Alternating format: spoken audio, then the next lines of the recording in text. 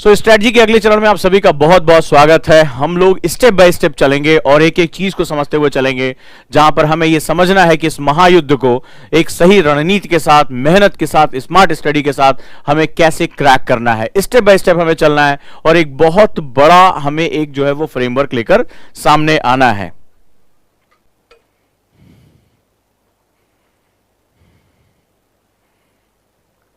Right तो अगर आप तैयार हैं माइंडसेट के साथ कि जीतने का माइंडसेट है, हमें जीतना है, हमें हर हालत में अपने आप को अगले चरण में लेकर जाना है, तो आप सभी का स्वागत है। और अगर आप तैयार हैं आज की क्लास के लिए, जहां हम हिस्ट्री जैसे एक बहुत बड़े सेटअप को हम लोग क्लियर करेंगे, कल जो मैंने आपको ट्रिक्स बताई थी उसी ट्रिक्स के साथ हम आगे आ जाएंगे। अगर आप रेडी हैं तो तैयार हो जाइए इस महासमर में कूदने के लिए।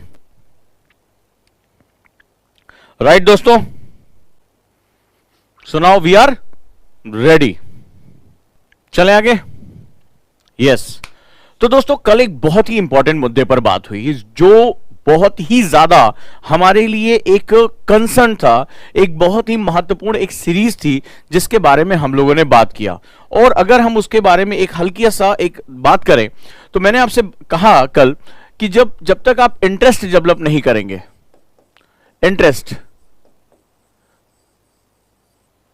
जब तक आप इंटरेस्ट डेवलप नहीं करेंगे तब तक आपकी इन्वॉल्वमेंट नहीं होगी, और जब तक आपकी इन्वॉल्वमेंट नहीं होगी तब तक आपकी जो एनालिसिस होती है, एनालिसिस वो जनरेट नहीं होगी, और जब तक एनालिसिस नहीं होगी तब तक इंटरडिसिप्लिनरी अप्रोच आप कभी भी जनरेट नहीं कर पाओगे, यूपीएससी के रिक्वायरमेंट आप पूरी नहीं कर पाओगे। इस बारे में हमारी कई बार बात हुई और बार बार हम यही कह रहे थे कि इंटरेस्ट को डेवलप करना, सब्जेक्ट के क्रक्स को समझना हमारे लिए सबसे जरूरी होता है। हम बार बार ये बात समझते हैं कि हम यहां से जब हम कोई चीज पढ़ने जा रहे हैं तो हम क्या से कहीं ज्यादा हमें क्यों पर फोकस करना होता है।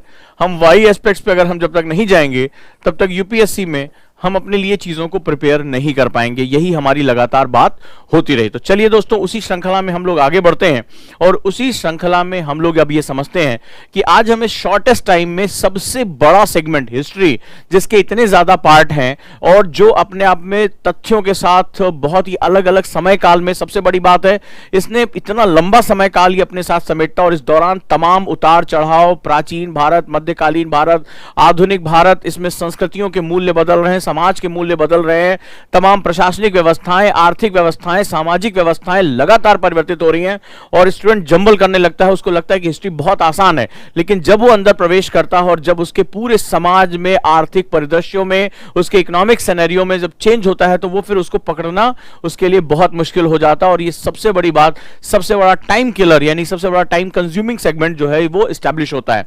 आज मैं आपसे बात करने जा रहा हूं कि कैसे हम इसको कम से कम समय में कवर कर सकते हैं और किन चीजों को, जैसे कल मैंने आपको बताया कि इस वाली बुक से केवल यही एक चैप्टर पढ़ना है, उतने में आपका काम हो जाएगा। प्री के लिए पढ़ना है या मेंस के लिए पढ़ना है, आज हम भी वहां पर यही बात करेंगे। और निश्चित रूप से अगर आपको कल की क्लास अच्छी लगी होगी तो मुझे जरूर बताइए, जिसने नहीं देखा वो जरूर देखें। ज्योग्राफी में बात हुई थी, आज हम बात करने जा रहे हैं हिस्ट्री के ऊपर, और हिस्ट्री को हमें कैसे शॉर्टेस्ट टाइम में कवर करना है इसके बारे में आज हमारी बातचीत होगी दोस्तों। तो चलिए पॉइंट टू पॉइंट अगर हम बात करें, यानी कि सीधे मुद्दे पर बात करें कि कैसे हमें पॉइंट टू पॉइंट स्टडी करनी है, तो आज स्वागत है आप सभी का इस सेगमेंट में। चलिए शुरू करते हैं हम लोग। तो जो सबसे पहला हमारा भाग होता है, राइट, सबसे पहला हमारा जो भाग होता है, हमें प्राचीन भारत की हमें अध्ययन करना पड़ता है। अब यहां पर एनसीईआरटीज में तमाम तरह की विविधता है, पुरानी और नई। केवल नई या केवल पुरानी हमें पढ़ना तो कई बार स्टूडेंट के लिए बहुत ही जो है वो मुश्किल काम होता है, बहुत ही बोझ वाला काम होता है। अब हम लोग यहां बात करेंगे कि सेकेंड हम स्टेप में आते हैं और आज हम देखते हैं कि हमें कैसे सबसे पहले इस सिस्टम को कवर करना है। तो जो सबसे बड़ा पोर्शन होता है, लार्जर पोर्शन होता है, उसको हम लोग बोलते हैं एंशिएंट हिस्ट्री, यानी प्राचीन भारत। चलिए, अब प्राचीन भारत में हमें किन चीजों पर सबसे ज्यादा ध्यान रखना है ये भी है। जब हम प्राचीन भारत कहते हैं तो एक यूनिवर्सिटी का स्टूडेंट भी पढ़ता है, पोस्ट ग्रेजुएशन का स्टूडेंट भी पढ़ता है। हमें यूपीएससी के लिए किन चीजों पर सबसे ज्यादा फोकस करना है, ये बात आपको पहले से पता होनी चाहिए कि इस बुक से मुझे निकालना क्या है। ठीक है, ये हमारे लिए सबसे इंपॉर्टेंट सेगमेंट है। अब हम बात करें जैसे एंशिएंट इंडिया। तो एंशिएंट इंडिया में अगर हम बात करें तो उस समय का राजनीतिक विकास यानी पॉलिटिकल डेवलपमेंट, उस समय का इकोनॉमिक सिस्टम यानी कि आर्थिक, ये हमारे समाज को बहुत अच्छे तरीके से प्रभावित करता है। सोशल सिस्टम यानी सामाजिक तंत्र, और रिलीजियस सिस्टम यानी कि धर्मों का जो है, जो संस्कृति और धर्म जो है, कल्चर एंड रिलीजियस, वो सेटिंग्स जो आई वो हमें समझना बहुत जरूरी है, क्योंकि इतिहास एक पीछे यानी कि बैकवर्ड जाते हुए, टाइम लाइन में जाते हुए वो वर्तमान समय की तरफ वापस लौटता है। और इस समय आज हम जो भी हैं वो एक बहुत लंबी प्रक्रियाओं से होकर गुजरे हैं, एक बहुत लॉन्ग प्रोसेस है हमारे लिए। और यहां पर पॉलिटिकल डेवलपमेंट यानी कि हमारा राजनीतिक विकास, हमारा आर्थिक तंत्र किस रूप में काम हुआ, प्राचीन भारत में कैसे काम करता था, मध्यकालीन भारत में कैसे काम करता था, सोशल सिस्टम, समाज जो होता है वो इसका एक बहुत इंटीग्रल पार्ट होता है, हमारा सामाजिक तंत्र कैसा था, और हमारा धार्मिक सांस्कृतिक तंत्र किस रूप में था। इस 4 ऐसे एस्पेक्ट्स हैं जहां यूपीएससी क्वेश्चन पूछता ही पूछता है। आपको पता है जैनिज्म पे क्वेश्चन आएगा, बुद्धिज्म पे क्वेश्चन आएगा, भारत के व्यापार तंत्र पर क्वेश्चन आता है, ये बहुत ही महत्वपूर्ण होता है। तो अगर आपको यहां बस बेसिक फंडामेंटल्स पढ़ने हैं तो आप पुरानी भी कर सकते हैं और नई भी कर सकते हैं। नई वाली भी आपके लिए उतनी ही महत्वपूर्ण है, पुरानी वाली भी। लेकिन अगर आप इसको मेंस के ओरिएंटेशन से पढ़ना चाहते हैं तो आप 6th क्लास की ओल्ड एनसीईआरटी भी कर सकते हैं, आप इसको नई के साथ भी जोड़कर पढ़ सकते हैं, इसमें कोई भी जो है परेशानी वाली बात नहीं है।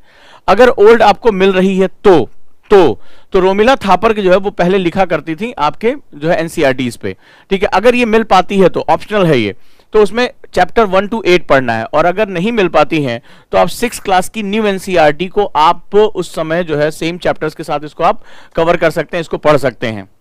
ऐसे ही 11th क्लास की ओल्ड एनसीईआरटी आती थी रामशरण शर्मा की। अगर एनसीईआरटी पे आपको नहीं मिली तो रामशरण शर्मा अलग से जो है ओरिएंट ब्लैक स्वैन पे लिखते हैं, ठीक है। अब ये जो है वो प्राइवेट राइटर के रूप में भी जाने जाते हैं। तो वहां चैप्टर 5 से चैप्टर 24 के बीच का जो है वो सेगमेंट ये बड़ा इंपॉर्टेंट है। और अगर आप इस पे और जो है वो विशद अध्ययन करना चाहते हैं तो झा श्रीमाली यानी झा श्रीमाली की बुक भी यहाँ पर बहुत आपको मदद करेगी, राइट। तो ये जो है वो बेसिक जो सेगमेंट्स होते हैं वो बड़े ही इंपॉर्टेंट हमारे लिए, आप इसको आसानी से कर सकते हैं। इसमें चूंकि क्या हो रहा है कि बहुत ही तथ्य ढेर सारे, बहुत ज्यादा तथ्य हैं इसमें, तो ये बहुत ही उलझाता है, बहुत ही ज्यादा इसको परेशान करता है, क्योंकि ये पोर्शन थोड़ा सा बोरियत भरा है।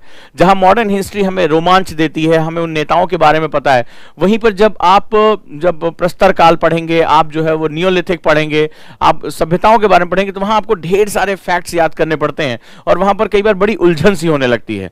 लेकिन यही उलझन हमें परेशान करती थी, क्योंकि जब तक आप प्राचीन इतिहास नहीं पकड़ पाएंगे तब तक आर्ट एंड कल्चर का सेगमेंट आप कभी भी नहीं आप जो है तैयार कर सकते। और आपको पता होगा कि यूपीएससी में आर्ट एंड कल्चर पोर्शन का कितना ज्यादा इंपॉर्टेंस है, कितना ज्यादा उसका महत्व बना हुआ है। तो ऐसी कंडीशन में हमें यह बात पता होना चाहिए कि हमें इसको किस नजरिए से पढ़ना है, राइट।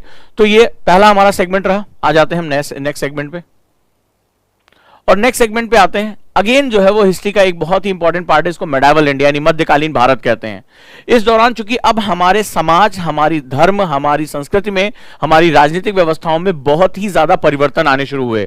एक जो है वो पहले बाहर से इन्वेड करते हुए यहां आए और अपने कल्चरल सेटअप के साथ भारत में सेटअप हुए।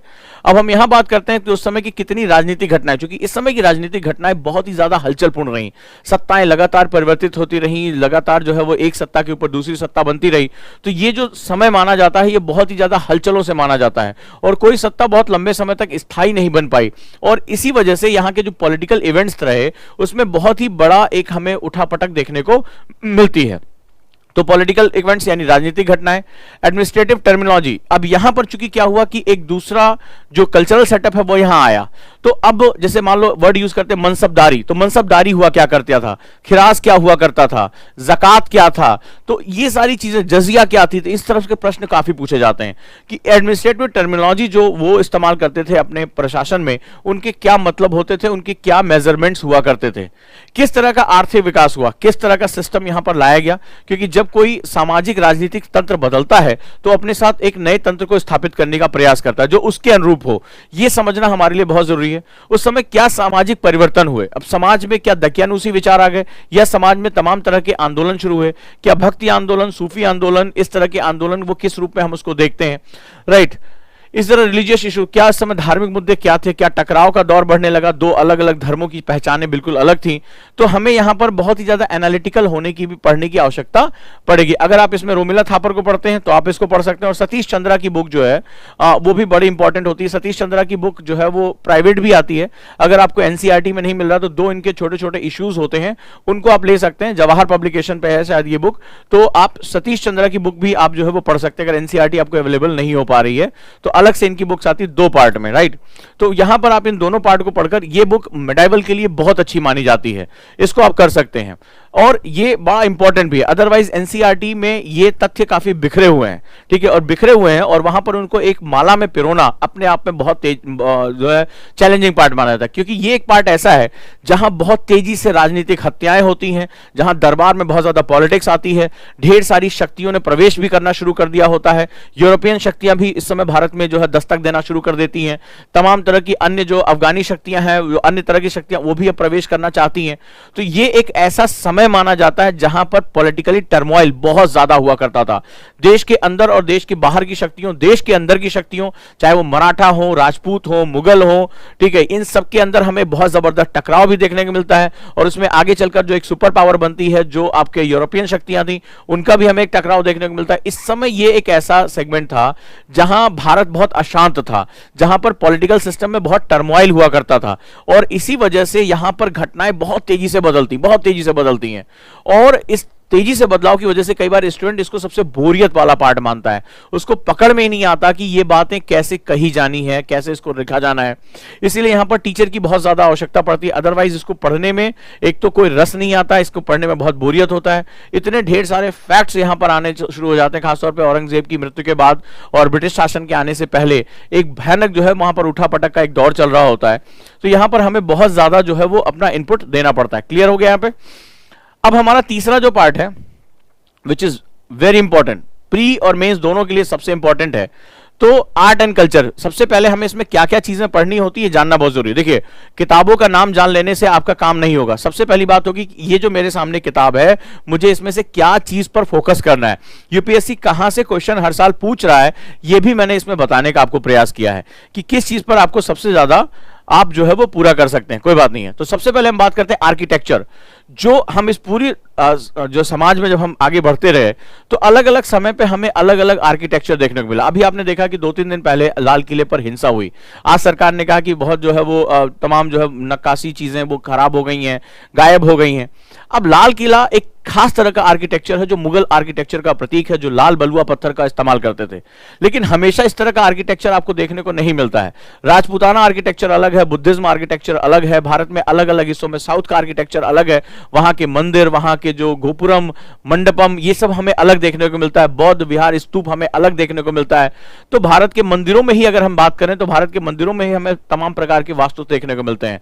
इसी प्रकार जैसे अलग अलग समय पर शक्तियां, जैसे मान लो कुतुब मीनार हो गया, तो ये जो गुलाम वंश है उनका हमें आर्किटेक्चर देखने को मिलता है। इन आर्किटेक्चर पे, भारत के आर्किटेक्चर में सबसे खास बात है कि इसमें विश्व के अलग अलग हिस्सों में हमें प्रभाव देखने को मिलता है। जैसे मान लो बुद्ध धर्म है तो मथुरा शैली, भरहुत शैली हो गई या इंडो बैक्टीरियाई शैली, हमें अलग अलग प्रकार की शैलियां वहां देखने को मिलती हैं।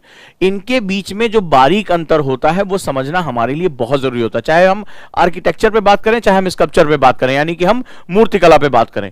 इनके बीच का बारीक अंतर जो होता है वो बहुत ही इंपॉर्टेंट होता है समझने के लिए। फॉर एग्जाम्पल, जैसे क्वेश्चन पूछा था कि भरहुत शैली और मथुरा शैली में क्या अंतर है, जो बुद्ध की मूर्तियां बनी है उसमें क्या अंतर बताया भी गया था कि एक में जो है वो मोड़दार कपड़ों का इस्तेमाल किया जा रहा है, एक में जो है वो आंखें मोटी बनाई जा रही है, शरीर में 3D डायमेंशन आ रहा है, शरीर चिपटा हुआ दिखाई पड़ रहा है।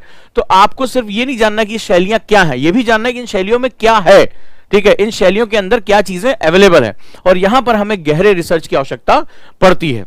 अगला हमें पेंटिंग, जो हमारा चित्रकला है वो हमें पढ़ना है, ठीक है, प्राचीन और मध्यकालीन, नवीन, ये सभी रूपों में। लिटरेचर, हमें साहित्य के बारे में हमें अच्छा खासा अध्ययन होना चाहिए।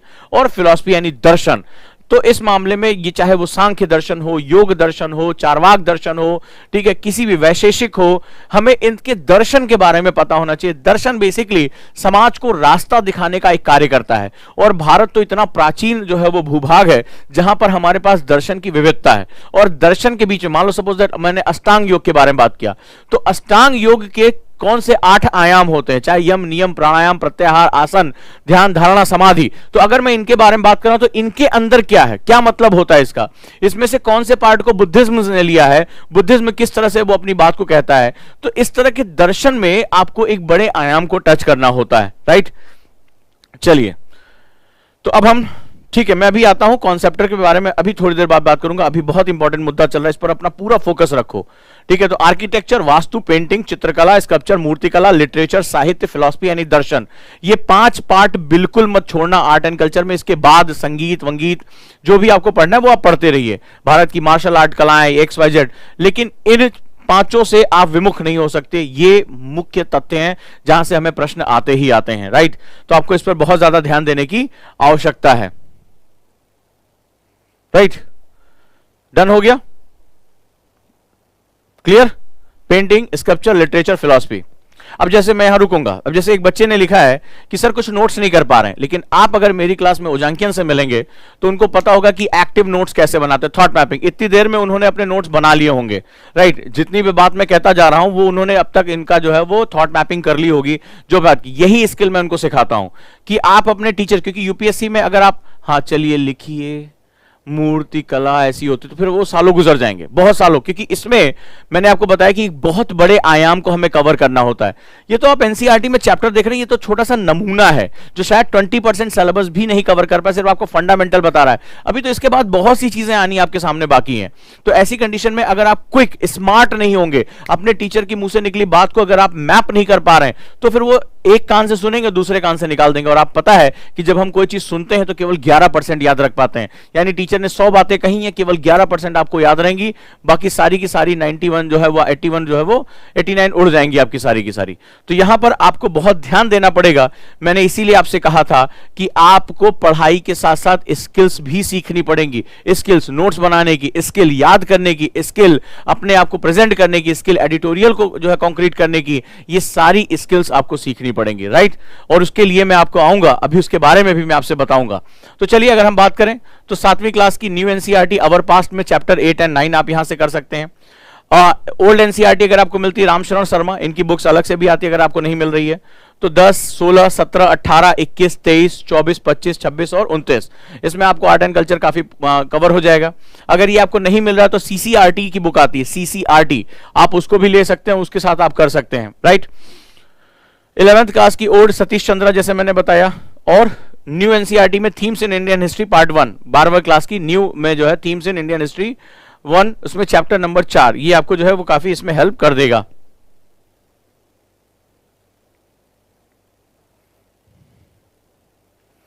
राइट। तो जब इस तरह की क्लासेस होती हैं तो वहां पर आपको टीचर के साथ मैपिंग करना आना चाहिए। वो मैं एक क्लास में या तो सिखाऊंगा आप लोगों को कि थॉट मैप कैसे बनता है, या मेरी क्लास में हर बच्चे को पता है, जो मैं स्टेटस लगाता हूं एक से एक बढ़िया उसको नोट आर्ट के रूप में वो कन्वर्ट करते हैं। अब तो वो थॉट मैपिंग से आगे निकलकर नोट आर्ट में कन्वर्ट हो चुके हैं, जहां पर वो बहुत ही प्रिसाइजली आपने बोला और उन्होंने पूरी क्लास को एक पेज पे मैप कर दिया। आ जाइए नेक्स्ट हम आ जाते हैं। अब हम सबसे इंपॉर्टेंट पार्ट पे चलते हैं जो हमारी हिस्ट्री का कोर है, राइट, कोर है, जिसको हम लोग आधुनिक भारत या मॉडर्न इंडिया कहते हैं, जो सबसे बड़ा डायमेंशन कवर करता है, सबसे महत्वपूर्ण रूप से कवर करता है। इसमें अगर हम बात करें तो foreign merchant companies in India, Bharat में जो विदेशी कंपनियां रही हैं, जो विदेशी व्यापार करने के लिए आई थी, उनके बारे में, EIC, ईस्ट इंडिया कंपनी, और उसके द्वारा लड़ी गई प्रमुख लड़ाइयां, ब्रिटिश रूल, किस रूप में जो है भारत में ब्रिटिश रूल शासन हुआ, कैसे वो जीते, उन्होंने कौन कौन सी प्रैक्टिसेस का इस्तेमाल किया, राइट।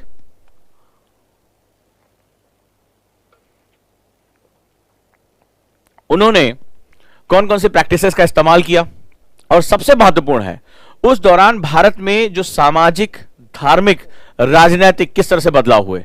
भाई अगर गांधी ने कोई आंदोलन शुरू किया तो वो एक राजनीतिक आंदोलन था, लेकिन भारत जो गांधी के आंदोलन थे वो बिना सामाजिक कारणों से आगे नहीं बढ़ पाते थे, लेकिन धार्मिक कारणों की वजह से उनमें रुकावट भी होती, जैसे भारत में छुआछूत। तो ये बेसिकली एक धर्म के अंदर जाति व्यवस्थाओं का एक जकड़न थी, जो गांधी को लगता था कि गांधी बार बार ये कहते थे कि भारत को राजनीतिक आजादी से पहले सामाजिक आजादी हासिल करनी पड़ेगी। ईश्वर चंद्र विद्यासागर के सामने क्वेश्चन था कि सती प्रथा का अंत करना है, एक नारी को जीवित क्यों जला दिया जा रहा है अगर उसके पति की मृत्यु हो गई। इस तरह की बहुत बहुत सी समस्याएं भारतीय समाज में विद्यमान थी। तो आपको एक्चुअली में जब हम मॉडर्न हिस्ट्री में जाते हैं तो हमें दो एक साथ कहानियां पढ़नी पड़ती, इनफैक्ट तीन कहानियां एक साथ पढ़नी पड़ती हैं।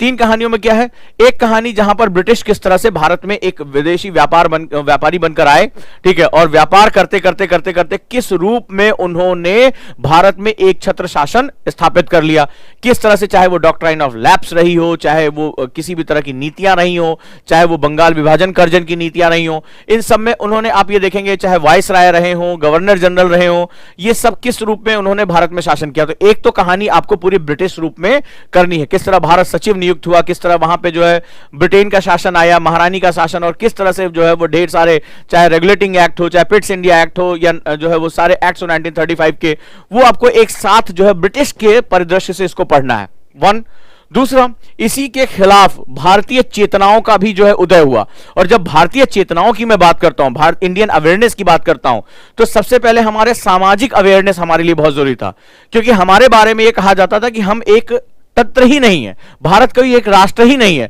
भारत तो गुजराती है, बंगाली है, बिहारी है, उड़िया है, भारतीय तो था ही नहीं। और हम वाकई में बटे हुए थे, उसमें भी जो है रियासतें, रजवाड़े, और जातीय रूप से हम बंधे हुए, धार्मिक रूप से हम बिखरे हुए, हमारे पास अलग अलग बोली, भाषाएं, राष्ट्रीय स्तर पर हमारे पास कोई एकीकरण नहीं है, कोई रेलवे लिंक नहीं है, कोई आपस में जुड़ाव नहीं है, एक दूसरे को कोई जानता नहीं है, बहुत सी ढेर सारी जो है वो जटिलताएं थी। ऐसे में भारतीय राष्ट्रीय चेतना का उदय, यानी कि इंडियन जो नेशनलिज्म का अवेयरनेस होना है, वो अपने आप में एक बहुत ही महत्वपूर्ण घटना थी, बहुत ही लंबे संघर्षों से गुजरी। उसमें से किसी को लगा कि हमें जो है वो नरम होकर, हमें अपनी बात कहकर, अहिंसा के माध्यम से अपनी बात कहनी है, और किसी ने कहा कि आजादी तो बंदूक की नली से निकलेगी, और उन्होंने क्रांतिकारी रुख अपनाया। तो वहां पर भी भारतीय आजादी में भी कई धड़े एक साथ चल रहे थे, एक साथ चल रहे थे, ठीक है। उसमें गांधी का आना एक बहुत बड़ा टर्निंग पॉइंट हुआ, सुभाष चंद्र बोस का उभरना एक बहुत टर्निंग पॉइंट हुआ। तो एक दूसरी कहानी चलेगी जब भारतीय लोग अपनी सामाजिक राजनीतिक चेतनाओं के साथ आगे बढ़ रहे थे, अवेयरनेस के साथ आगे बढ़ रहे थे, वो समझना हमारे लिए बहुत जरूरी है। लेकिन इसके सिवा एक तीसरी कहानी भी आती है जिस पर बच्चा ध्यान नहीं देता है, और ये हो रहा होता है कि हम आधुनिक भारत में, मॉडर्न इंडिया में, विश्व में भी बहुत बदलाव चल रहे थे, विश्व में भी बहुत बदलाव चल रहे थे। ये चर्चिल था जिसने गांधी को अधनंगा फकीर कहा था और कहा था भारतीय आजादी का कोई मतलब नहीं है। लेकिन एटली के आने के बाद से परिदृश्य बदलने लगे।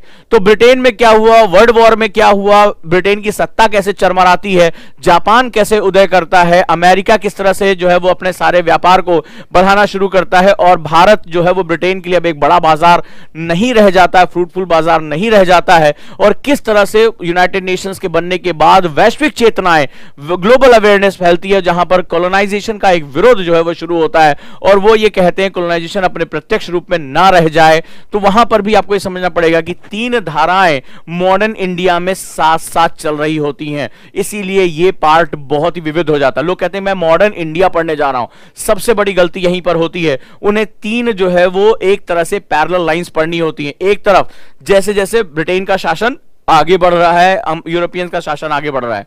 दूसरा, उनके पूरे शासन व्यवस्था के बारे में आपको पढ़ना, उनके आर्थिक तंत्र के बारे में पढ़ना, उनके कल्चरल सेटअप के बारे में पढ़ना है, कैसे उन्होंने इतना बड़ा सेटअप जो है क्रिएट किया। दूसरा, उसी समय हमें अपनी भारतीय राजनीतिक सामाजिक, केवल राजनीतिक नहीं, राजनीतिक सामाजिक चेतनाओं के बारे में पढ़ना है, हमें उनके संघर्षों के बारे में पढ़ना है। और वहीं हमें तीसरे नंबर पर वर्ल्ड ऑर्डर में भारत को लेकर क्या चीजें चल रही हैं, क्या बातें हो रही हैं, वो भी हमें साथ साथ पढ़ते चलना है। इसीलिए ये जो सेगमेंट होता है वो सबसे ज्यादा कॉम्प्लेक्स होता है, सबसे ज्यादा क्वेश्चन यहां से आते हैं, और ये देखा गया है कि स्टूडेंट इसमें अपनी स्पष्ट धारणाएं नहीं बना पाता, क्योंकि वो तीनों विचारधाराओं को पैरेलल ले जाने की क्षमता एक बार रीडिंग से वो जनरेट नहीं कर पाता है, राइट। तो हम मॉडर्न नेशनलिज्म की बात करेंगे before Gandhi and with Gandhi. तो गांधी के पहले की क्रांतिकता लगे, गांधी एक्चुअली में भारतीय राष्ट्रीय आंदोलन में एक थ्रेशोल्ड क्रिएट करते हैं, क्रांतिक बिंदु क्रिएट करते हैं, वो बहुत महत्वपूर्ण है। गांधी से पहले क्या था और गांधी के बाद क्या था। और जब मैं गांधी कहता हूं तो मैं किसी राजनीतिक व्यक्ति के बारे में बात नहीं कर रहा हूं, मैं जब गांधी की बात कहता हूं टीचर यही अंतर क्रिएट करता है। ज्यादातर हम गांधी को एक राजनीतिक पार्टी के राजनीतिक विचारक के रूप में, राजनीतिक कार्यकर्ता के रूप में देखते हैं, लेकिन अगर गांधी को सही रूप में समझना है, जो एरा को क्रिएट करता है, रामचंद्र गुहा कहते हैं इंडिया आफ्टर गांधी, ठीक है, भारत गांधी के बाद। तो जब गांधी की हम बात करते हैं तो गांधी एक विचार है, गांधी एक थॉट है, गांधी एक राजनीतिक सामाजिक प्रक्रिया का हिस्सा है। तो गांधी का मतलब यहां पर हम एरा की बात कर रहे हैं, वो जो चेतनाओं गांधी के आने से पहले और वो जो चेतनाएं गांधी के आने के बाद हमारे सामने आती हैं। यहां पर हम बात करेंगे और इसके बाद हम लोग जो है इंडिया आफ्टर फ्रीडम, सबसे महत्वपूर्ण बात है कि आजादी के बाद भी हमारा ये मॉडर्न इंडिया चलता रहा। जब हम सत्ता का हस्तांतरण कर रहे थे, हम ब्रिटेन से अपनी सत्ता को ले रहे थे, तो भारत के पास एक बिखरा हुआ राष्ट्र था, इतनी जो है वो हमारी रियासतें थी, उनके एकीकरण में एक बहुत बड़ा घाव, पाकिस्तान के रूप में हमारा विभाजन, ये सारी चीजों के बाद भी हमने जब सब कुछ पाया और अंत में हमारे यहां से बहुत कुछ छीन भी लिया गया, उसको समेटना और एक भारत के रूप में एक राष्ट्र का निर्माण करना एक बहुत ही दुष्कर, एक बहुत ही मुश्किल और एक बहुत ही चुनौतीपूर्ण कार्य था। राइट, आगे चलें दोस्तों। तो इसके लिए Vipin Chandra one of the best book है। या अगर नई एनसीईआरटी में पढ़ते हैं वर्ड के लिए, इंडियन कंटेम्प्रोरी वर्ड, भारत और समसामयिक विश्व पार्ट 2, ये बहुत इंपॉर्टेंट है। या 12वीं क्लास की जो नई एनसीईआरटी है, थीम्स इन इंडियन हिस्ट्री, भारतीय इतिहास की जो है वो जो हमारा थीम्स है विषय, वो हमारे लिए बहुत ही महत्वपूर्ण हो जाता है 12वीं क्लास का। और 10वीं क्लास का जो इंडियन कंटेम्प्रोरी वर्ल्ड, भारत और समसामयिक विश्व, ये बहुत ही महत्वपूर्ण जो है सेगमेंट हमारे सामने होता है। चलिए अगर बात करें विश्व इतिहास की, बात करें तो विश्व इतिहास में दो बहुत महत्वपूर्ण चीजें हैं। ठीक है, अब पैरेलली क्या चल रहा है, एक तो हमें रिलीजियस रिफॉर्म पढ़ना है, ठीक है, यानी कि विश्व में धार्मिक सुधार क्या रहे, खासतौर पे रिनासा को लेकर हमें बहुत ज्यादा बात करनी है। और दूसरा राइज ऑफ नेशन स्टेट, किस तरह से जो है वो राष्ट्र राज्य का उदय होता है। राइट, स्पेक्ट्रम आपको अलग से पढ़नी है। आपको पता है कि सोहेल सर का स्पेक्ट्रम कोर्स बहुत ही सक्सेसफुल कोर्स रहा, अगर आप उसके साथ जुड़ना चाहते हैं तो वो कोर्स अभी भी अवेलेबल है। स्पेक्ट्रम अपने आप में सुनने में बड़ा आसान लगता है, स्पेक्ट्रम पढ़नी है, लेकिन जब आप स्पेक्ट्रम के फैक्ट्स के अंदर घुसते हैं तब आपको पता चलता है बाप रे बाप, इसके अंदर कितनी चीजें हैं। स्पेक्ट्रम हमेशा सेकेंडरी लेवल पे बात करेगा। अगर आपने कल की मेरी वीडियो नहीं देखी तो आप जरूर उसको देखें। मैंने कहा अभी मैं लेवल 1 पे हूं। लेवल 1 का मतलब है जहां पर मैं अभी जो मैंने यहां पर प्रेजेंटेशन आपको दिया है, इंटरेस्ट डेवलप करना। जब तक आपकी उसमें रुचि नहीं होगी तब तक आप कभी भी सब्जेक्ट में प्रवेश ही नहीं कर पाओगे। अभी मैं सिर्फ बात कर रहा हूं रुचि की। बात करने को सीधे आप लक्ष्मीकांत पढ़ो, सीधे आप विपिन चंद्रा पढ़ो, ठीक है, सीधे आप जो है वो बड़ी से बड़ी किताबें पढ़ो, मैकमिलन पढ़ो, लेकिन मैं वहां पर नहीं कहूं, क्योंकि अगर आप अरुचि का शिकार हो गए, आपके पास इंटरेस्ट खत्म हो गया, यकीन मानिए 2-3 महीने बाद यही सब्जेक्ट्स, यही किताबें आपको बहुत भारी लगने लगेंगी। हम अपने दिमाग को जब तक नहीं समझेंगे, मैंने कल भी आपको बताया था, जब तक हम अपने दिमाग को नहीं समझेंगे तब तक हम अपनी प्रक्रिया, जो तैयारी की प्रक्रिया है, उसमें हम वैज्ञानिक अवधारणाएं यानी साइंटिफिक अप्रोच जनरेट नहीं कर पाएंगे। मैं यहां बात कर रहा हूं अपने स्टूडेंट्स के मन में रुचि पैदा करना कि यूपीएससी उनकी मोहब्बत हो, यूपीएससी उनका प्यार हो, लबासना उनका डेस्टिनेशन हो। ये बिल्कुल उसी तरह से जैसे कि आप किसी को जब बहुत बेपनाह प्यार करते हैं तो दिन रात समय का अंतर खत्म हो जाता है। यूपीएससी आपकी किताबें, आपके नोट्स, आपके टीचर ऐसा क्यों नहीं कर सकते, ऐसा क्यों नहीं हो सकता कि वो किताबें आपको भारी लगती है। लक्ष्मीकांत पढ़ने से पहले 15 बार अपने आप को याद दिलाना पड़ता है, यस 4 मोटिवेशनल लेक्चर देखने पड़ते हैं, अरे भैया मुझे पढ़ना है। अरे क्यों तुम अपने आप को इतना परेशान कर रहे हो? सवाल यह है कि वो किताबों से तुम्हें मोहब्बत क्यों नहीं है, वो चीजों में तुम्हारा इंटरेस्ट क्यों नहीं। मैं उस दायरे को तोड़ने की कोशिश कर रहा हूं कि आपकी किताबें आपकी इंटरेस्ट का हिस्सा हो जाएं, और एक बार जब वो इंटरेस्ट का हिस्सा हो जाएंगी, आपकी रुचि हो जाएगी, तब जाकर ये अगली सारी प्रक्रियाएं शुरू होंगी। नहीं तो अदरवाइज आप क्या होगा, आप लंबे समय तक संघर्ष करोगे और एक समय लगेगा यूपीएससी हमारा नहीं है, वापस लौट जाओ। और हमेशा कल आप लोगों ने एग्री किया था कि हां सर यही होता है हमारे साथ। चलिए आगे हम लोग चलते हैं और बात करते हैं। तो यहां पर राइज ऑफ नेशन स्टेट, तो हिस्ट्री ऑफ सिविलाइजेशन आप इसमें पढ़ सकते हैं, ठीक है। ये अर्जुन देव की किताब आती थी, ये प्राइवेट में भी आती है, आप इसको भी जो है ओरिएंट ब्लैक स्वन पे भी इसको आप लेके पढ़ सकते हैं। तो एक्चुअली में पढ़ना क्या क्या है वर्ल्ड हिस्ट्री में, ये बहुत जरूरी है। एक तो महत्वपूर्ण क्रांतियां जो है, इंपॉर्टेंट रिवोल्यूशंस, ये हमें पढ़ना है। दूसरा कैपिटलिज्म एंड सोशलिज्म, ये आपको हर जगह बहुत मदद देगा, यानी पूंजीवाद और समाजवाद। नेशनलिज्म, राष्ट्रवाद, ये हमें पढ़ना है। इंडस्ट्रियल रिवोल्यूशन, औद्योगिक क्रांति, इसने तो पूरी दुनिया को ही एक अलग रास्ते की तरफ बढ़ा दिया, इंडस्ट्रियल रिवोल्यूशन। नाजिज्म, नाजीवाद, जो कि मानवता के ऊपर एक बहुत बड़ा एक प्रश्न जो लगाता है, होलोकॉस्ट की तरफ लेकर जाता है। कोल्ड वॉर, शीत युद्ध। और ग्लोबलाइजेशन, जो वर्तमान में जैसे इसी बार जो क्वेश्चन आया भूमंडलीकरण का, ये ऐसे पार्ट हैं जब वर्ल्ड हिस्ट्री में आप चाहे कुछ पढ़ें छोड़ें, डजंट मैटर, इनको मत छोड़कर जाइएगा, इनको पढ़ना आपके लिए बहुत जरूरी है। ये वो घटनाएं हैं जो घटनाएं ना होकर पूरे विश्व को प्रभावित करने वाले मुद्दों में परिवर्तित हो जाती हैं, इश्यूज में परिवर्तित हो जाती हैं। ये प्रत्यक्ष या अप्रत्यक्ष यानी डायरेक्ट या इनडायरेक्ट, इस वे में ये हमेशा आपके सामने आकर चुनौतीपूर्ण तरीके से ये खड़े होते हैं। ये बहुत ही महत्वपूर्ण होता है, राइट। चलिए, तो अब यहां पर हम बात करेंगे, जैसे किसी ने पूछा रुचि कैसे उत्पन्न करें, तो यहां मैंने आपको बताया कि रुचि उत्पन्न करने के पीछे जो सबसे फंडामेंटल रीजन होता है वो होता है कि हम उसमें कितना डेप्थ के साथ उतरते हैं। हम जब, जैसे कल मैंने कॉमिक्स का एग्जांपल लिया था, कॉमिक्स पढ़ते समय तो आप नहीं पूछते ना कि साहब कॉमिक्स में कितने कैरेक्टर याद करने हैं, आप ये भी नहीं पूछते हैं कि सर कितनी देर पढ़ना है। जब हम लोग कॉमिक्स पढ़ा करते थे, हमसे अगर कोई टोके नहीं है, पिताजी डांटने मारने ना पहुंचे, तो हम लोग पढ़ते ही रहते थे, पूरा सेट पढ़ डालते थे, एक के बाद दूसरी, इतना मजा आता था। तो जब मजा वर्ड होता है ना, जब आपको अपनी किताबें पढ़ने में मजा आने लगे, नोट्स बनाने में मजा आने लगे, याद करने में मजा आने लगे, तब समझ लीजिएगा आप इंटरेस्ट डेवलप कर चुके हैं। और अब समय, घड़ी, ये सब आपके लिए किनारे की बात है। आपको नहीं पता चलेगा कि आपके 7 घंटे बीत गए, 8 घंटे बीत गए, 10 घंटे बीत गए। और जिस दिन ये नशा, ये डेप्थ, ये रुचि, ये अपनापन अगर क्रिएट हो जाता है, तो यकीन मानिए फिर तो यूपीएससी आपके लिए दुनिया का सबसे आसान सफर होगा। और यहीं पर वो चीज है जो हमें आगे लेकर जाएगी। लेकिन बहुत आश्चर्यजनक बात है कि हमारे एजुकेशन सिस्टम में इसके बारे में बात नहीं की जाती है। एजुकेशन सिस्टम में 2 पॉइंट्स हैं, आप तैयारी करना चाहते हैं, यह स्टैंडर्ड बुक है, आप मेहनत करेंगे तो आपको यह मिल जाएगा। लेकिन कोई नहीं बताता है कि आप और आपकी किताबों के बीच में एक जुड़ाव कैसे होगा, आपकी किताबों के बीच में एक मोहब्बत कैसे पनपेगी, प्यार कैसे होगा, ये इसके बारे में बात कोई नहीं करता। और यहीं पर एनएलपी यहां पर बहुत हेल्प करता है, जिसके लिए मुझे जाना जाता है। तो मैं उम्मीद करूंगा दोस्तों कि ये हमारा एक जो हिस्ट्री का फंडामेंटल रहा। तो यहां पर हम लोग जो है वो आगे बढ़ते हैं और आगे अपनी बात को कहते हैं।